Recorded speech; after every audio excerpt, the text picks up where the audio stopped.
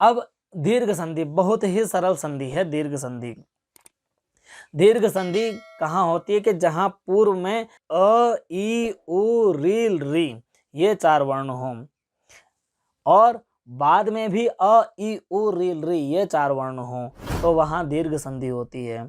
तो यहाँ भी यह ध्यान देना है कि अ, ई, उ, री किसी भी प्रकार का हो, चाहे ह्रस्व हो, चाहे दीर्घ हो, चाहे प्लुत हो, चाहे अनुनासिक हो, चाहे अनुनासिक हो, चाहे उदात्त हो, चाहे अनुदात्त हो, चाहे स्वरित हो, किसी भी प्रकार का अ, ई, उ पहले हो और किसी भी प्रकार का अ, ई, उ, री बाद में हो, दोनों को मिलकर के दीर्घ हो जाता है। दीर्घ अर्थात द्विमात्रिक। इसके विषय में YouTube पे एक बहुत ही अच्छा वीडियो बना के रखा हुआ है, आप चाहे तो उसका भी अवलोकन कर सकते हैं। तो जहां दीर्घ अर्थात द्विमात्रिक हो जाता है उसको कहते हैं दीर्घ संधि। तो अ के बाद यदि आ जाए, पहले की तरफ कोई सा भी आ हो और बाद में कोई सा भी आ हो, वहां दोनों को मिलकर के आ हो जाता है। ई के बाद ई आ जाए, इधर किसी भी प्रकार का ई, उधर किसी भी प्रकार का ई, दोनों को मिलकर के ई हो जाता है। ऊ के बाद ऊ आ जाए, इधर किसी भी प्रकार का ऊ, इधर किसी भी प्रकार का ऊ, तो दोनों को ऊ हो जाता है। री के बाद री आ जाए, इधर किसी भी प्रकार का री, इधर किसी भी प्रकार का री, तो दोनों को मिलकर के री हो जाता है।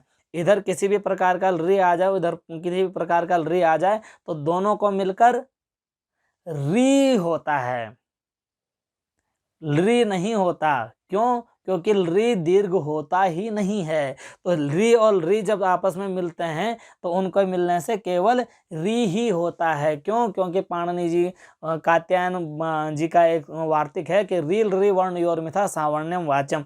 री और री की सवर्ण संज्ञा जाननी चाहिए। तो जब री और री की सवर्ण संज्ञा होती है और री वर्ण आपस में टकराएंगे, इस सूत्र जो है अका सवर्णे दीर्घ, इस सूत्र के द्वारा जो दीर्घ प्राप्त होगा, री तो दीर्घ होता ही नहीं है, तो होगा कौन सा? तो इसका जो सवर्णी है री, उसका ही दीर्घ हो जाएगा, री यह हो जाएगा। तो इसके उदाहरण है शीघ्राति शीघ्र, शीघ्र अति शीघ्र, शीघ्र के अंतिम में अ है, अति शीघ्र में अ है, अ के बाद अ है, तो क्या हो जाएगा? इनको दीर्घ हो जाएगा, शीघ्राति शीघ्र हो जाएगा। इसी प्रकार से पुस्तकालय है, विद्यालय, यह अ के उदाहरण है। इसी प्रकार से श्री है, ईशा है, श्री में अंतिम में ई है, इधर भी ईशा का ई है, दोनों ई को मिलकर के दीर्घ ई हो जाएगा, तो क्या बनेगा? श्रीशः। विष्णु है, उदय है, उ और उ है, तो दोनों को मिलकर के विष्णुदय हो जाएगा। इस तरह से, और री है, तो इस तरह पितृ है, ऋण है, पितृण हो जाएगा। इसी तरह से री है, तो री है और री है, रिकारा है, दोनों को री कारह बन जाएगा। इस तरह से दीर्घ संधि के उदाहरण समाप्त। इस प्रकार से आपका दीर्घ संधि समाप्त।